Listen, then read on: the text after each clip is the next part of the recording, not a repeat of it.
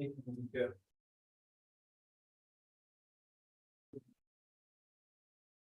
Rolling. Roll call, Chris. Roll. Well, whenever Matt has you.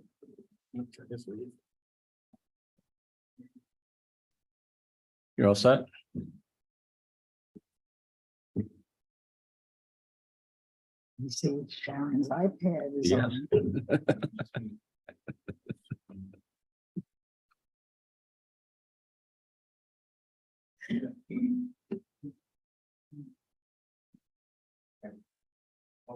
All righty. Good evening and welcome to the August 10th, 2023 Town of Lake Luzerne Zoning Board of Appeals meeting. Would you all please rise and recite the Pledge of Allegiance? Pledge allegiance to the flag of the United States of America and to the republic for which it stands, One nation, under God, indivisible, with liberty and justice for all.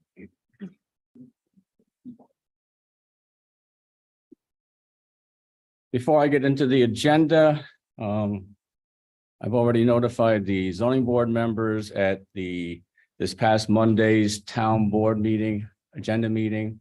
The town board voted to appoint our zoning board member, Annie McMahon, to a council position. And I don't know if it's council person, woman, or man, but council position Thank you. on the town board.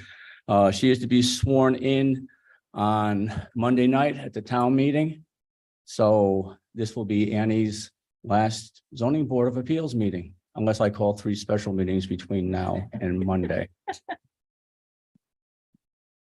Thank you for all your years of service. Yes. Thank you.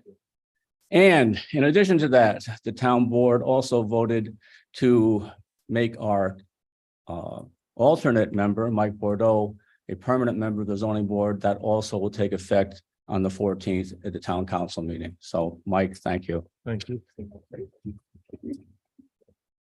On this evening's agenda, there's been a little change.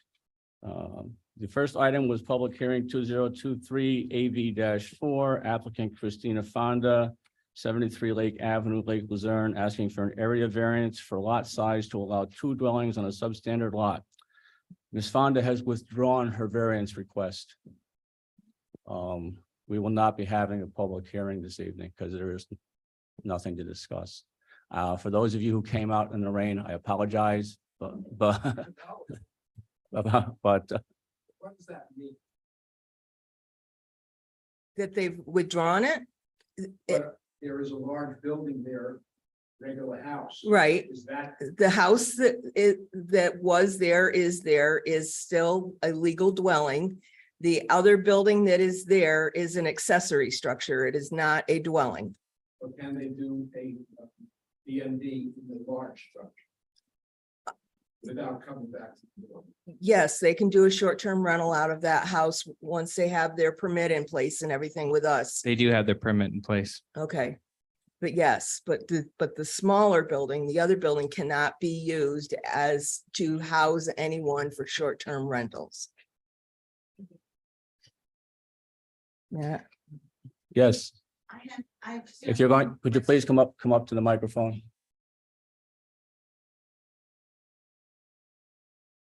Forgive my No, ignorance. you need to sit down and speak into the Okay. microphone. I just have one question. The one residence that is now allowed as an Airbnb or a short-term rental, does that change the zoning of the property? Is it still residential or is it now residential / business? What is the status of that property? It does not change the zoning. What is it? It's Hamlet residential.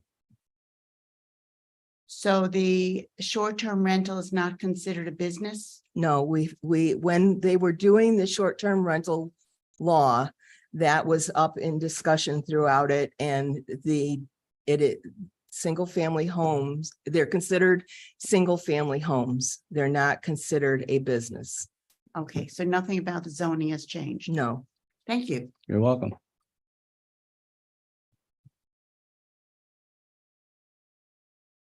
I used to sit up there. My condolences. if at any time, anyone in the future comes back and says, I want to change this to a different type of structure. The fact that it's not in conformance at 18,000 square feet, that was a grandfather, am I correct? Mhm. Would they have to fix that? If they can have the house because it was grandfathered in on a substandard lot, they can have the accessory building there on that lot because that was also grandfathered in. Right. The only thing that can't, well, I'd have to look at the use table, but they have to keep the use a single family home and an accessory building right now. They aren't allowed to have like a shop there to sell things. They would have to come back for a different kind of permit. They would have to go through some kind of a planning board action or some kind of an action, probably if it's anything other than a single family home with an accessory structure. So they don't have to fix the 18,000 square feet. No, Okay. Is there at any point, I don't want to belabor this, is there at any point where they would have to fix the square footage? for the town, only if they wanted to do something else that it became a substandard lot for something else. Okay, Or they would have to file for a variance. Right. Same thing that they had already started to do. thank you very much. Now let me just point out Sure. that those are the town's zoning ordinance. APA has their own rules. It's completely different and separate from ours. So don't confuse anything that they have with ours because Did the it's- APA register anything about this they variance? sent in a jurisdictional inquiry with the Adirondack Park Agency and it came back that a permit was required for what they wanted to do with the Adirondack Park. But there was no, they didn't send a form in for that, did they? The owner? The owner did. They did a jurisdictional inquiry with the Adirondack Park. Yes. What does that mean? An They, inquiry. you go online to the Adirondack Park Agency's website. There's a spot on there where you can do a jurisdictional inquiry. You tell them your parcel, what you would like to do on that parcel, and do they have jurisdiction? The answer came back that yes, we do Oh, have do. jurisdiction, Okay. and you would need to get a permit for this. But this never happened, the permit or anything. It's all gone. They haven't, they're going to withdraw their application from the town. I don't know if they're going to explore with APA what they need to do or not. For now, they've withdrawn their application. Thank you very much. Yes, sir. Please come up. Stan Goldberg. Yes, please state your name. Dan Levy, Ivy Lane. Just a question of clarification, because if the answer is what I think it may be, then further questions would not be appropriate at this time, because you will have made a done decision. I get that the applicant had duly filed with the town to do a short-term rental at the property. So that's duly filed. Has it been considered and approved by the town? Or is it? Yes, before a the town permit, has considered? permit has been issued for a short-term rental there at that dwelling. Okay, I mean, the only reason for the question is that reading the regulation, the June regulation, it's not automatic that just because an owner who has general qualifications files, that the owner gets a permit. The point was that there would be a review. If there was a review, I'm sorry that if there was an opportunity to participate in that I was ignorant of it, but if that's done, that's done. There is not an opportunity to participate in the permit review process for a short-term rental. Okay, thank you But- very much. Anyone else who was drawn out in the rain have a question? Well, I guess one last point of clarification. Thank you for walking us through this. My name is Paul Taylor. I'm at 754 Lake Avenue. I'm across the street from the property in question. So they have withdrawn their request to have a second dwelling unit on their property. Presumably, at any point in the future, they might choose to come back to you and say, yes, we've decided to do this. At that point, I assume we would have the same notice that we have received here. They would have to go through the whole process all over again. Okay. Yes, you would get, if you received a notice this Right. time, you would get a notice again. So my curiosity, and maybe it's no longer relevant, what I found curious about the request was we are zoned Hamlet residential. This is a request for a variance. If the immediate neighbors who are all living in a hamlet that they love very much say, wait a minute, we are protected, are we not, by the zoning designation that we live in? It would seem to me that we have pretty good standing. We have a pretty good argument to make. Now, we're not having to make it today, but it's conceivable that we may have to make it down the road if the property owners choose to come back at us again. So the mystery to me is, on what basis could a variance be granted in the middle of a hamlet residential zoning area? Again, it would be considered a single family home. And if a variance were granted, it would be for a second dwelling on that property. But it seems as if the usage is as a commercial entity. My understanding is that But two single family homes does not create a business. I see. So that is one way. That's one way you would look at the matter. That this is not a business. I can assure you that the near neighbors would look at it very differently. You would get, if they came back and wanted to move forward with this, you would get the same opportunity that you would have had tonight to come Yeah. in and voice your Yeah. concerns. Okay. Okay. Well, okay. So we don't need to voice them now, but just as to let you know, many of the near neighbors are concerned. We want to preserve as best we can the residential nature of our community. And we feel as if zoning laws exist to protect the people who are covered by the zoning laws. And this certainly strikes, I think I speak for my friends and neighbors, that this strikes us as out of line with the whole concept of zoning. But that's a fight for another day. But I guess we're just registering our pretty strong feelings about this. Okay. And I very much appreciate the time.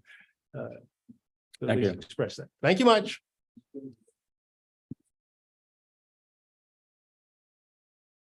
Anyone else have anything to say about the Fonda lack of variance application? Yes, sir.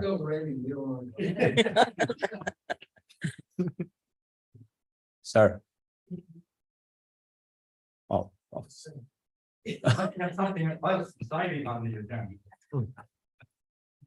Okay, before I continue to item number 2, which is continuation of discussion on area variance 2022 AV-4. Applicant Lisa Williams, owner 349 Gailey Hill Road, Lake Luzerne, height variance for an accessory structure. I would like to call an attorney-client confidential meeting. You have to. I second it. All in favor? Aye. Aye. I know.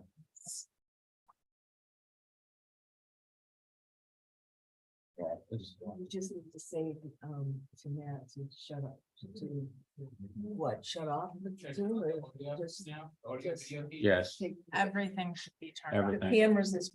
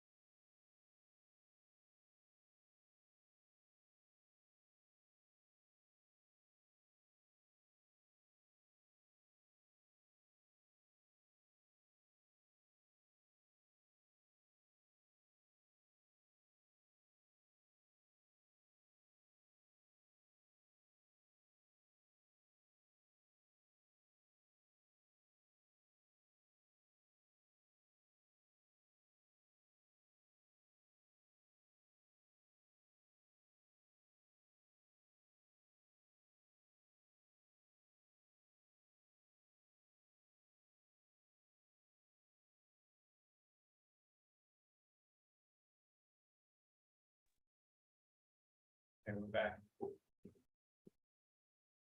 Thank you for your patience. I make a motion to deny area variance 2022 AV-4, height variance 349 Gailey Hill Road as follows. Whereas Lisa M. Williams, applicant with an address of 349 Gailey Hill Road, tax map number 285.2-11, Lake Luzerne, New York, submitted an application for a height variance by application number 2022 AV-4. And whereas the height variance was for an accessory structure which is higher than the principal structure. And whereas the principal structure is 13 feet 9 inches high and the accessory structure is 17 feet 9 inches high, needing a variance of 4 feet. And whereas the ZBA approved the application as complete on April 13, 2023, and set a public hearing for May 11th, 2023. And whereas the public hearing was opened on May 11th, 2023, where more information was requested from the applicant. And whereas the public hearing continued to the July 13th meeting as the virtual meeting platform was not available at the June 8th, 2023 meeting, and the public hearing was closed on June 13th, 2023. Excuse me, July 13th, 2023. Thank you. And whereas seeker review was also conducted at the July 13, 2023 meeting, with the ZBA declaring themselves the lead agency and determining that the action will not result in any significant adverse environmental impacts resulting in a negative declaration. Now, therefore, be it resolved that the application of Lisa Williams for the height variance is hereby denied as to the detriment to the health, safety, and welfare of the neighborhood and community outweighs the benefits to the applicant if the application is granted for the following reasons. Number one, granting the variance will create an undesirable change in the character of the neighborhood and it will be detrimental to nearby properties. The properties surrounding the applicant's property are rural residential. The character of the neighborhood contains wooded lots with residential homes on them. The accessory structure built by the applicant is a large steel storage structure at a height exceeding the principal structure that will create an undesirable change and is not compatible with the character of the neighborhood, as there are no other similar structures which exceed the height of the principal structure in that neighborhood. Additionally, the structure that this accessory structure replaced was a residential home which was consistent with the character of the neighborhood before being replaced. Number two, the applicant has not demonstrated that this benefit cannot be achieved by other means feasible to the applicant, as they have not demonstrated any other means were considered or that a lesser variance would have sufficed for their purposes. There's been no demonstration as to why a 13-foot 9-inch structure is not feasible. Number three, the requested release is substantial as it is a 29% variance request. Number four, while no environmental impact was found during the seeker review, as stated in paragraph 3, there are adverse physical impacts to the neighborhood as the new accessory structure is a large steel structure which is 4 feet higher than the principal structure, which is out of character to the neighborhood, as there are no other accessory structures in that neighborhood that are higher than the principal structure. Number five, the variance is a self-created difficulty, as it is the applicant who wishes to construct an accessory structure in excess of the height requirements contained in the land use code. Duly adopt. Oh, that's it. Do I have a second? I will second. Roll call vote. Please. Yes. Rail, Yes. Annie, Yes. Jamie, Yes. Matt. Yes. Hearing none, the motion's carried. Next item on the agenda is meeting from the zoning board minutes. Has everybody seen the minutes from the July meeting? Does anyone have any questions? No, I make a motion to approve the minutes. A second. Roll call vote. Sure. Mike, Yes. Rail, Yes. Annie, Yes. Jamie, Yes. Matt. Yes. Hearing none, carried. We pretty much discussed the new old business as with the change in members of our zoning board. I wish you well. I Thank you. appreciate all of your efforts. Mike. It's things aren't going to change for you. You just always have a seat at the big table. Yep. Does anyone have anything else? The only thing, I don't know if you want to discuss this tonight, is the role of Zoom in our meetings. There's been some discussion amongst the members about trying to make sure that the applicants are present rather than on Zoom, because the conversation is difficult to be had when you're not present. So Mary can more address this. The state has removed the requirement for Zoom, so it's not a requirement anymore. I think the town overall wants to continue to do Zoom so that we can have it available for people to view online, but you get no comment online. So like when we have public hearings and things,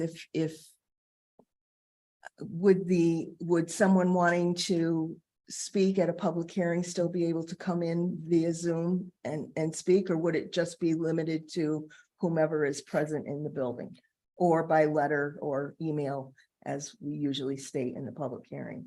Yeah, so I think that the boards need to start making a decision as to whether or not they want to, you can obviously keep your virtual platforms to stream the meetings to make it easier for people to see.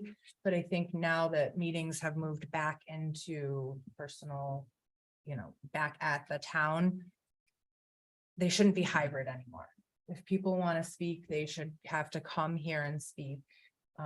And the Zoom should just be a form of seeing it from home if you want to watch and not comment.